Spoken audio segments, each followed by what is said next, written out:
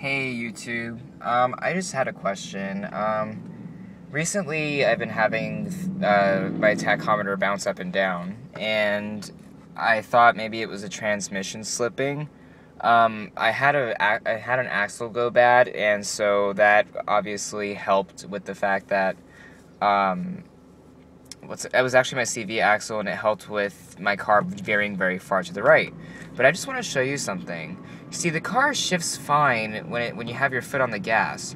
When you take your foot off, it kind of bogs down a little bit. Now, I do have a sort of, not really a faulty, but my rotor under my distributor cap is getting kind of old. But this is something that I wanted to show you because this just shows a concern for me. So you see how my RPMs just drop back down and go up? My question is that normal? And the reason I ask that is I don't see cars doing it, but mine has been doing it. And you see it shifts just fine when you have your foot on the gas. And mind you, I'm in D3 right now, so I can give a good demonstration. Oh shit.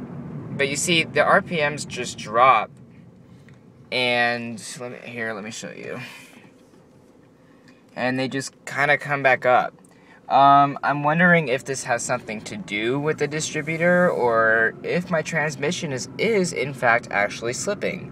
The reason I ask is I can't afford a new transmission because they are by far very expensive. But if I can get an answer on how to prevent this from happening so much, it would be great.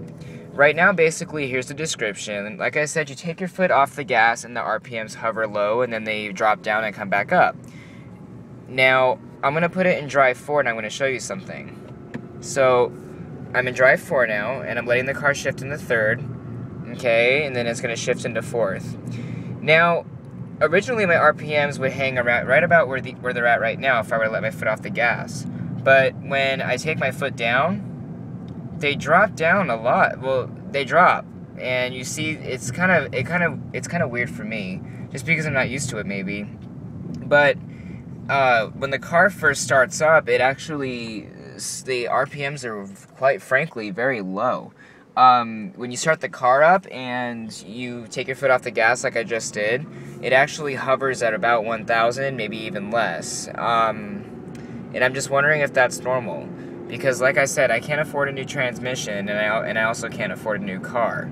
So, I mean, I can drive this trans until it dies, but I have to figure something out. Now, obviously, if I were to go above 40, it would do that. But now I want to show you something. I'm going to hit the gas again at 35, okay? Okay, it came back up, and then watch. It just slowly goes down and kind of floats down there. Like I said, I don't know if it's normal. If it is, then I'll stop worrying about it. It's just the fact that it can get a little nerve-wracking, especially, you know, obviously if it is a transmission, but especially since I drive so far in one day. I'm going to drop it back down to D3 and try to go a little bit faster just to show you the shift. Now, it's shifting fine. Like, that's the part I don't understand, is why are the RPMs bogging down? Hold on. But you see, they keep doing it, and it does it in every single gear, including first.